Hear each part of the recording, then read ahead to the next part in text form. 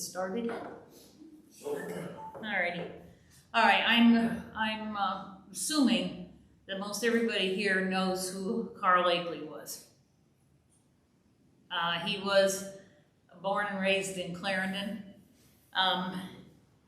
He studied under David Bruce, a taxidermist in Brockport, and he entered an apprenticeship in Rochester in the Ward's Natural Science Establishment.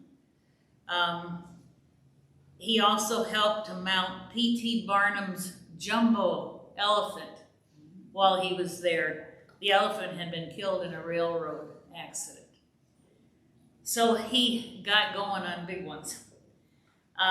He was a naturalist, a taxidermist, a sculptor, an inventor, an explorer, an African big game hunter, to name but a few. He made 5 trips to Africa, invented a camera with telescope lens, and authored In Brightest Africa in 1923. His taxidermy mounts are in the Field Museum in Chicago, and they're still an important part of the museum's holdings.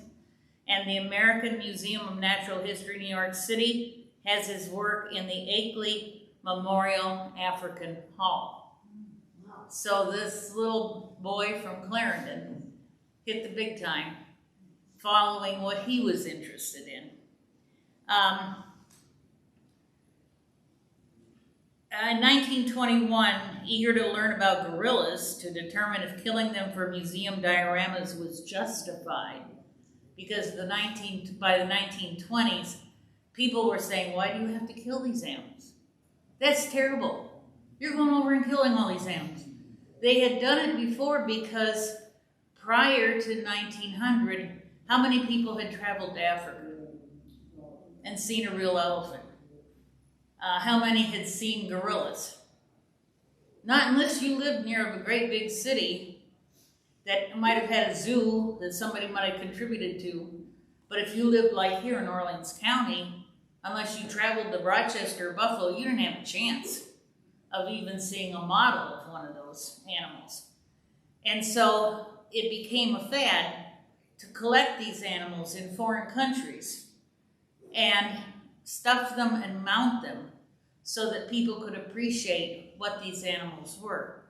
So taxidermy took off at the turn of the century, and it was an okay thing to get a group to go over to Africa and selectively kill what you thought people would want to see back in the United States. So you might kill an elephant, a couple gorillas, maybe some birds, but they were all stuffed and mounted and placed in a museum. They were not to eat, they were not for you to take home.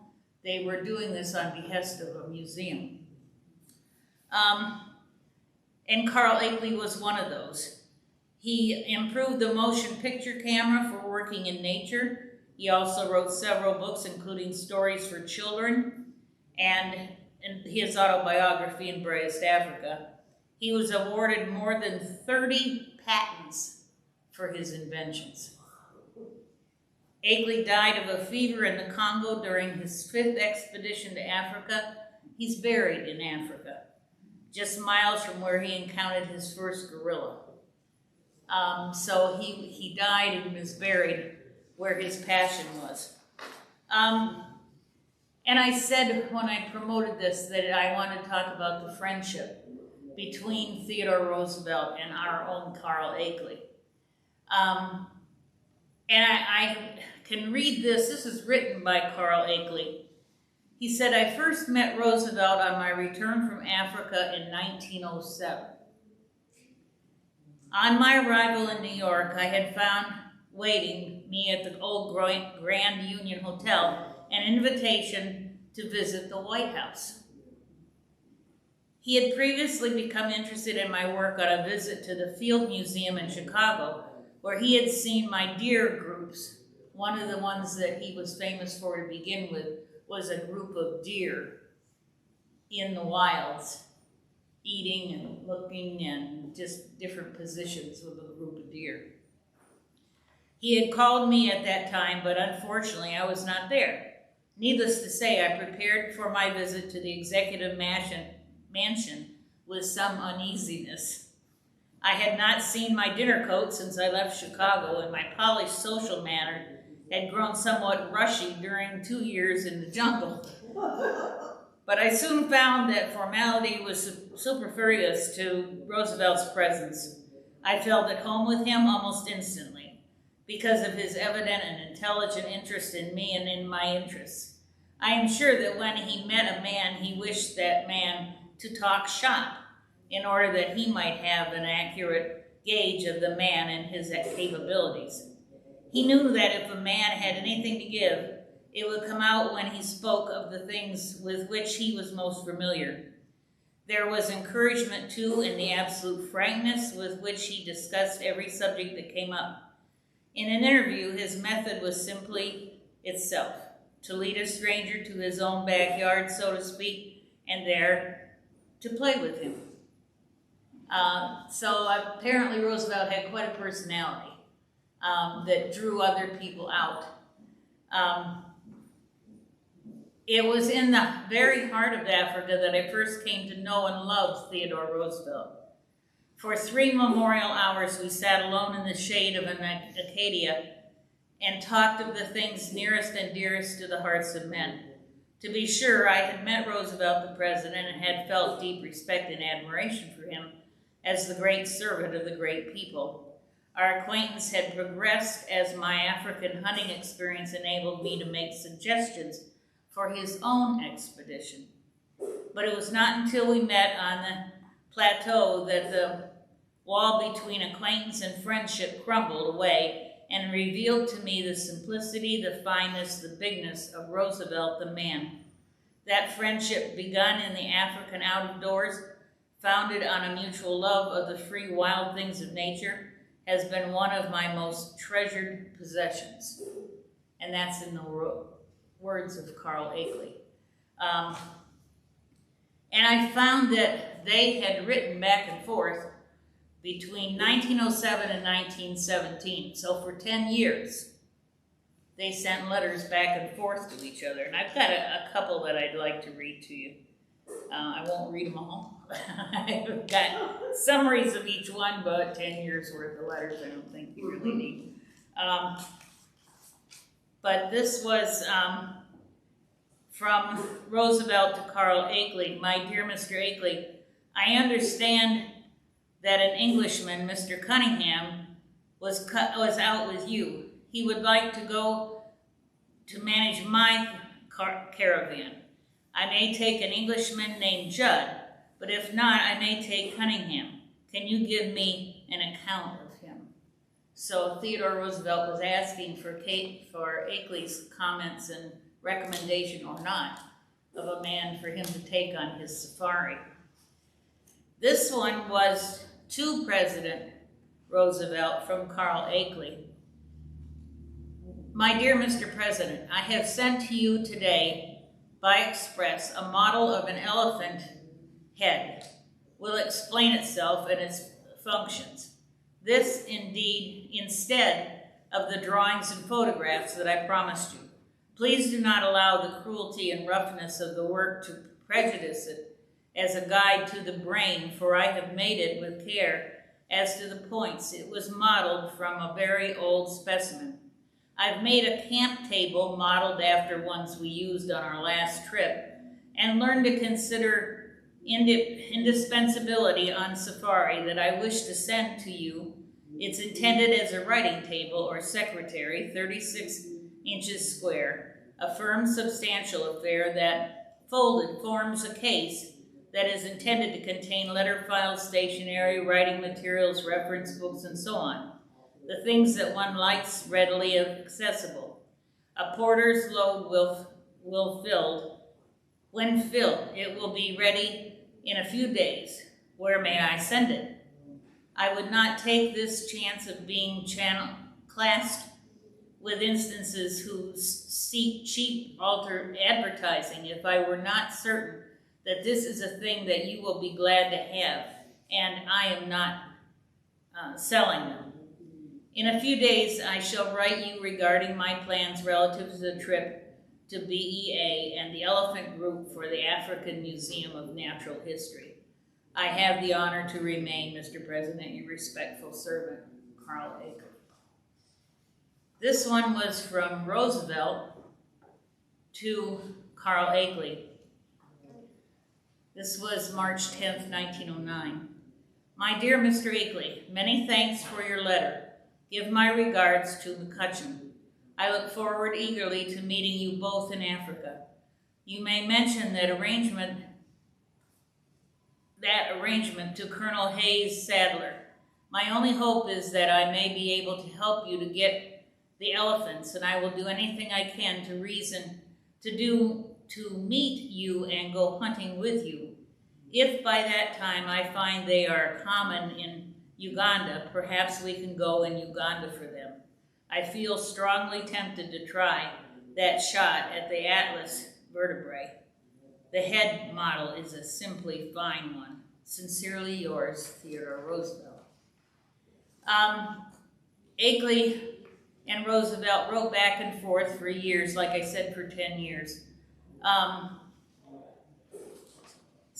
won't go into a lot of the letters because there's a lot of them back and forth, 9 or 10 letters. Let's see. Then Carl Akeley, I did a survey of what we had that Akeley had written, and we only have a few. We have a few books like these, a couple that Carl wrote, a couple that his wife had written. But this one is African Game Trails by Theodore Roosevelt. And Theodore Roosevelt, and this was published in 24, and he asked Carl Akeley to do the introduction. It's 10 pages. And the introduction to Roosevelt's work. The intro is 10 pages, so you can see you're going to have to concentrate if you get this book and read it. I first met Roosevelt on my return from Africa in 1907. On my arrival in New York, I had found awaiting me at the old Grand Union Hotel an invitation to visit the White House. And he goes on and tells of his experiences with Roosevelt. In response to my suggestion that he should secure an elephant for me, Roosevelt had arranged to meet me in Africa for an elephant hunt. However, I was later in reaching the game fields than I had anticipated. Roosevelt had already completed his elephant hunting for the Smithsonian Institution on or about Mount Kenya, and it looked for a time as though our plan would have to be abandoned. When later in the year I went to the plateau, understanding that Roosevelt had gone up to Uganda, I had given up all hope of having an elephant hunt with the colonel. But one day, as we were marching toward the West River, intending to camp on its banks that night, I sighted in the distance a large safari. We knew that no party of our own had been allowed to go to the country where Roosevelt was operating. It was Roosevelt's safari. Nothing that I know of Roosevelt better illustrates his habit of coming out in the open and going straight to the point than the way in which he approached his elephants on the occasion. A herd, the trail of which he had crossed the day before, was easily overtaken. As we stood hidden by a great anthill, I picked out a cow for my group and pointed her out to Roosevelt. Of course, I assumed that he would shoot from behind the anthill, well out of sight and protected. But at that time, I did not know Roosevelt. The rule in elephant hunting is to get as close as you can before shooting, and to him, 60 yards did not seem close. He went around the hill and started straight toward the 8 elephants. As Kermit, which is Roosevelt's son, and I followed, one on either side and a little behind him, I had an impulse to climb on his shoulder and whisper, "Shoot her! Don't take her alive." However, the result of that hunt proved that such a caution would have been superfluous. He always met his opponent halfway, and as in this instance, his method usually succeeded. While Tarleton and Kermit returned to camp for tools with which to dress the skins, Colonel Roosevelt and I sat together in the shade, resting. And that's only like the first 3 pages. He goes on and tells all the kinds of things that he and Roosevelt were common in, or how he learned about them. So, if anybody wants to see it, I can make copies of it. But you've got 10 pages to read.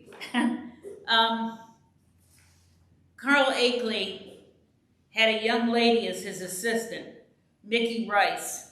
Had run away from home at age 13, married at 14, divorced at 18, and at 19 became Carl's assistant, lover, and eventual wife. So his first wife. Yeah, she was a little wacky. That was before he went to Africa on the first trip. When he went on the second trip to Africa, it says Akeley invented a spray mechanism to create artificial rocks. His design evolved into a cement gun, and variations of it were used to line the sides of the Panama Canal and trenches during the First World War. A modern version is still used in lining swimming pools. So you can thank Carl for that. After viewing the Four Seasons, President Roosevelt hosted Akeley at a White House dinner and invited him on his 1909 African safari. However, the American Museum of Natural History in New York had already recruited Carl to lead his own African safari to obtain an elephant family group. So they both were headed for Africa.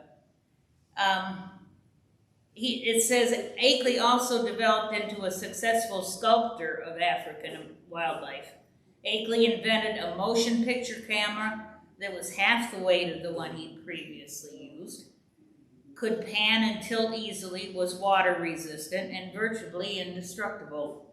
Called it the pancake. The camera was used for aerial reconnaissance during the First World War by newsreel photographers and by Hollywood Film, the first King Kong movie.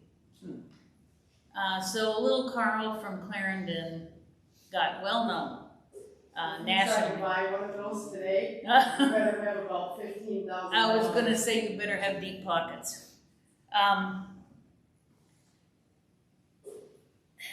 Delia Julia Denning was born in Beaver Dam, Wisconsin in 1875.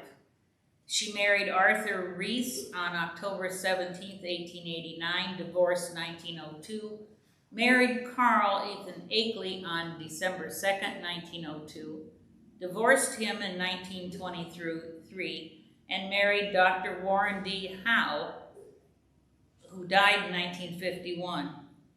They had no children. This Delia Akeley was the wife of Carl that lasted for 20 years. And Delia was very supportive of him in going to Africa and what he was doing, and she became very interested. And even after they were divorced, she became an observer and studier of pygmies. And she lived with pygmy colonies for several years. So the interest in Africa and the uniqueness of it even spread to his wife, who went to Africa after they were divorced. I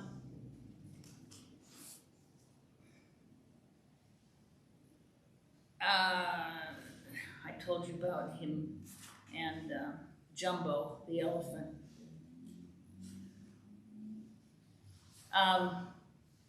The Akeley Hall of African Animals showcases large animals of Africa. At the center is a freestanding group of 8 elephants poised as if to charge, surrounded by 28 habitat dioramas. And this is in the Akeley Hall of Fame in the National Museum, American Museum of Natural History.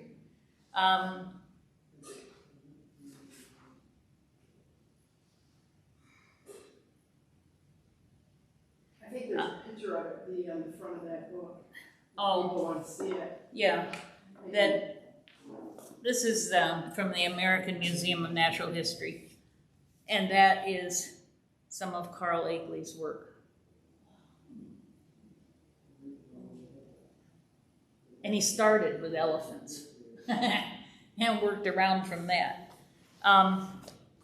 His room is always advertised, and his room is next to the entrance that is referred to as the Theodore Roosevelt Hall. So they are both recognized in that museum. The American Museum of Natural History, located at Central Park West and 79th Street, comprises of 28 interconnected buildings housing 45 permanent exhibition halls, in addition to a planetarium and a library across 2 million square feet. The collections contain over 33 million specimens of plants, animals, fossils, minerals, rocks, meteorites, human remains, and human cultural artifacts. Founded in 1869, the museum opened in the original Victorian Gothic building designed by J. Rye Mould in 1877. A southern expansion, a rusticated Richardsonian Romanesque by Cleveland Cady, extends 700 feet along 77th Street. The Akeley Hall of African Mammals is located directly behind the Roosevelt Rotunda of the American Museum of Natural History. So even where they are displayed is close, like they were. The hall is named after taxidermist Carl Akeley, who began collecting specimens for the hall as early as 1909. After his unexpected death during the 1926 Eastman Pomeroy expedition, completion of the hall fell to James K. Clark, and it finally opened to the public in 1936. Today, the two-story hall features 28 habitat dioramas detailing the great range of ecosystems found in Africa and the mammals endemic to them. So even in death, they have memorials to each of them in the same facility. Theodore Roosevelt's hall was opened in 1936, and it has the Theodore Roosevelt Rotunda. And in 1942, the Akeley Hall of African Animals was opened. So we even have a New York City memorial to our Clarendon boy. Anybody have any questions? Any comments? Yeah. Do you know whereabouts in Clarendon he was born? Sure do. I was going to say what the Clarendon is. Heights Road. There's a historical marker right in front of the house. The house looks pretty similar to what it did when he grew up, and they haven't done many changes to it. If they have, they are good. And I think his aunt lived next door, and she was a Glidden. And then another aunt, Julia, lived somewhere in Clarendon, I'm not exactly sure where. I think it was off of Eastley Road. And she had one son, and Akeley was very fond of him and wrote to him often from Africa, because his own father, Ward, who was Carl's brother, just took off and left him and his mom when he was about 11. So he took extra special attention to his nephew and sent him. I've got some pictures of that gave Dee that he sent home, and one of them is a picture of Teddy Roosevelt with a specimen, and on the back he wrote, "I need not tell you who this is, because you can tell as soon as you look at it who it is." So it was pretty neat. Yeah, Melissa has donated to our collection here today, so I even have some books that she donated. These are the pictures. She's the historian for the town of Clarendon. You have a story about Akeley. Your sister Christine was a student teacher or something, kindergarten. and they went on a field trip to the museum, and all the inner city kids came, and they all had different colored t-shirts on, and they were going to the museum. Well, if anybody knows, if you bring an inner city kid out to the country, half of them have never seen a cow. Yeah. Well, they didn't prepare them for what they were going to see, because those elephants, when you walk in, Oh, yeah. they're like this. So Christine was walking in with the group, all of a sudden these little kids saw the elephants, started screaming and running out the door. I tell that story all the time. It was so funny. So they were kind of big. They were Yeah. big. We went to the Field Museum in Chicago, and they were restoring, I think it was a group of 3 that as soon as you walk in the door, and they let me go underneath, because it sits up on a big platform, and like a bunch of famous people had written their names underneath there, and they were doing a little tweaking of it.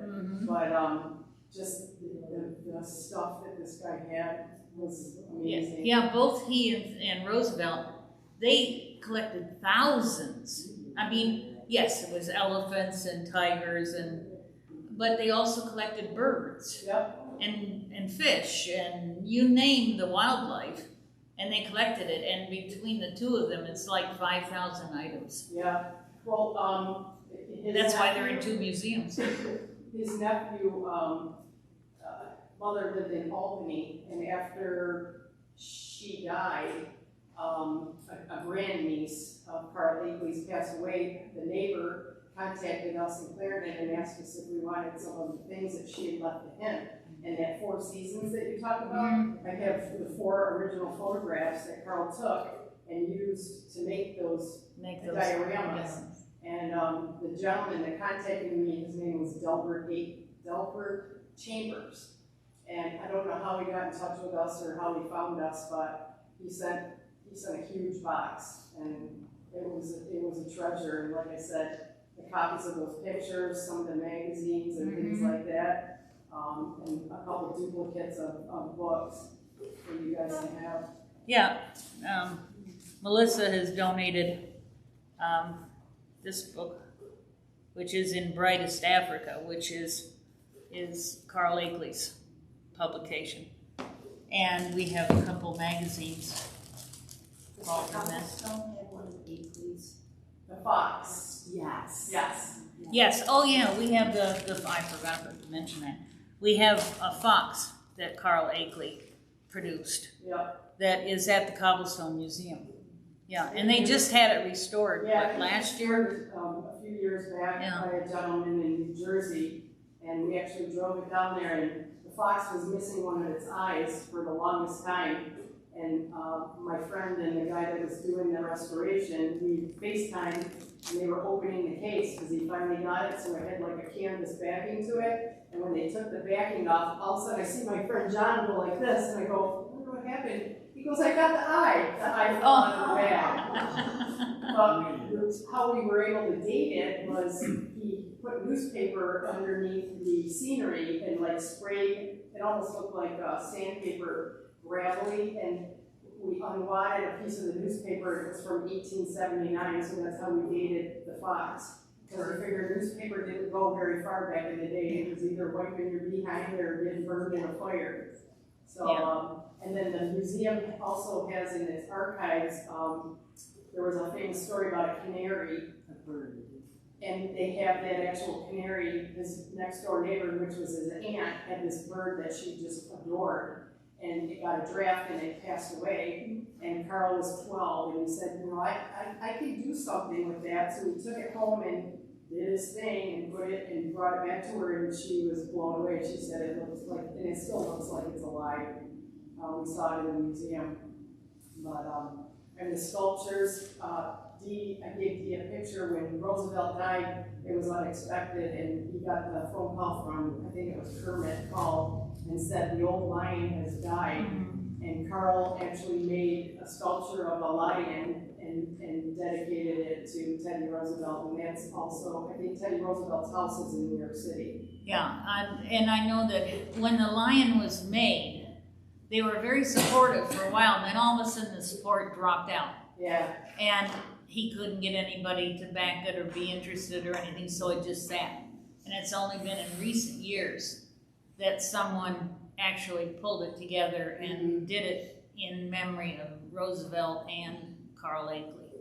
So that the sculpture did get done. Took a while to get it done, but it got done. Sure did. Yeah, yeah. I have some of the things that Delbert sent. There was the first safari that Carl went on when he came back to New York City. They actually had a big dinner for him, and they printed like a menu, and it had the head of Carl and his wife, but a cartoon body, and it listed all the things that they were going to eat.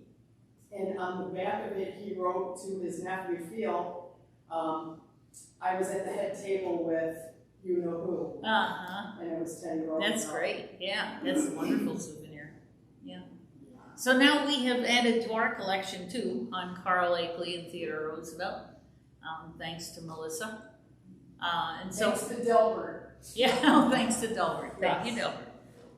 But when they use taxidermy and they're doing these huge elephants, what do they use to put inside? Well, back when Carl was a little boy and he first was exposed to it in Rochester, I think his uncle took him to somebody's house, and literally they would take the skins and they would just jam hay and straw. And they looked like these grotesque stuffed animals, and he thought, this isn't right.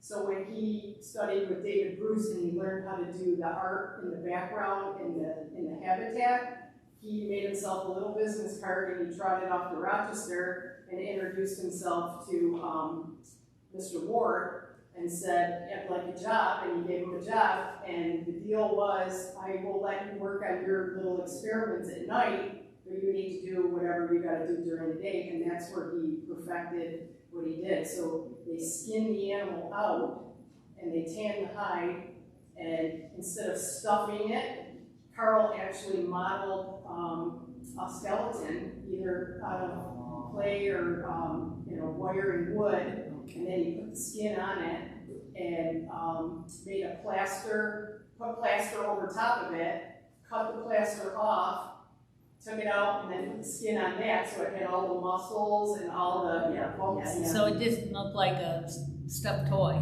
So they called it the Akeley method, and they still use it today. They actually make plastic mannequins, so you can shoot whatever it is. You can buy the mannequin and take your skin and put it over it, and it looks just like it would.